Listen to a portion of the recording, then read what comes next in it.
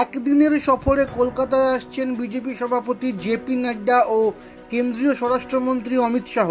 আর সেই দিনেই পশ্চিমবঙ্গ বিজেপির সভাপতি সুকান্ত মজুমদারের স্বামী বিবেকানন্দকে নিয়ে একটি মন্তব্যের বিরুদ্ধে ময়দানে নামছে তৃণমূল যুব কংগ্রেস।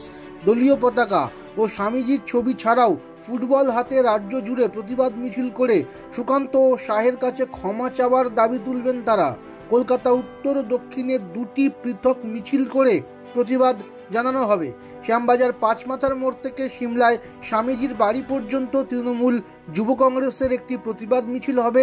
এই মিছিলের নেতৃত্বে থাকবেন রাজ্য তৃণমূল যুব সভানেত্রী সায়নী ঘোষ। মিছিল প্রসঙ্গে তৃণমূলের যুব সাধারণ সম্পাদক সৌম্য বক্সী বলেন, বিজেপি সভাপতি যেভাবে স্বামীজির অবমাননা করেছেন তা মেনে নেওয়া যায় না। তাকে প্রকাশ্যে নিজের মন্তব্যের জন্য ক্ষমা চাইতেই হবে। তাই আমরা এই প্রতিবাদ মিছিলের আয়োজন করেছি। রবিবার ব্রিগেডে গীতাপাঠ অনুষ্ঠানে সংবাদ মাধ্যমের সামনে সুকান্ত বলেছিলেন, বাংলা বহু যুগ ধরে সনাতন সংস্কৃতির ধারক এবং বাহক। ভক্তি আন্দোলনের পীঠস্থানও ছিল। মাঝে বাংলা কিছুটা ডিরেল্ড হয়েছিল বামপন্থীদের দ্বারা।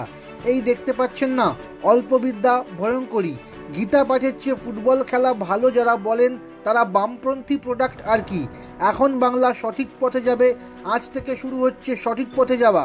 সুকান্তর এই বক্তব্যেরই বিরোধিতায় তৃণমূল।